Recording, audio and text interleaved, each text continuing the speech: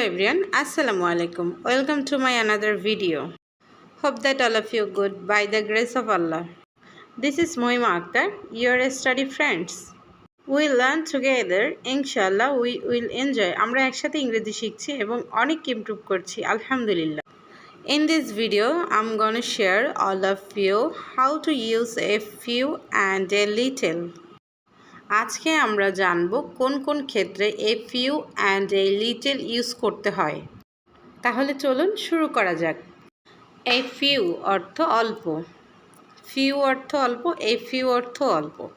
I have a few pens, আমার কিছু কলম আছে, সেক্ষেত্রে পেন্স এস যুক্ত হবে। আবার যদি আমরা বলি I have few pens, আমার একটা কলম আছে অথবা নাই এমন বোঝাতে, যেটা গণনা করা যায় সেক্ষেত্রে ফিউ হবে বা এ ফিউ এবং এস যুক্ত হবে। I have a few friends, আমার অল্প বা কিছু বন্ধু আছে। আই হ্যাভ ফিউ ফ্রেন্ডস, আমার একটা বন্ধু আছে অথবা নাই এমন বোঝাতে।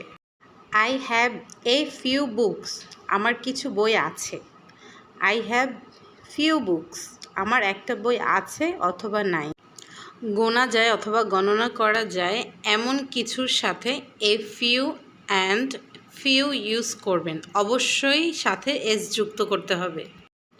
যেটা গণনা করা যায় না সেক্ষেত্রে এ লিটল অথবা লিটল ইউজ হবে, বাট এস যুক্ত হবে না। সবসময় মাথায় রাখবেন যে ফিউ যেটা গণনা করা যায় সেক্ষেত্রে এস যুক্ত হবে, আর যেটা গণনা করা যায় না সেক্ষেত্রে এস যুক্ত হবে না।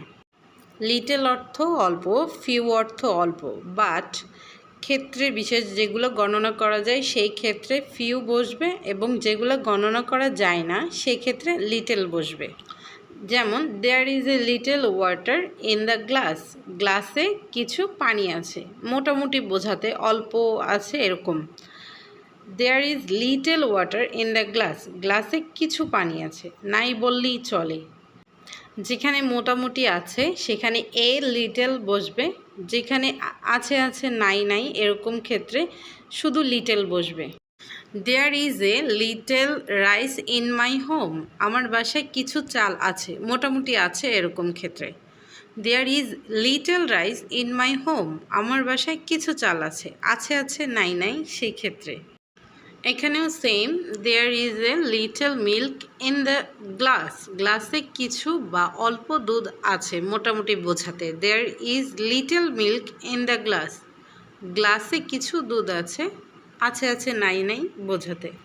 দুধ, পানি, চাল এসব গণনা করা যায় না, তাই লিটল বা এ লিটল হবে।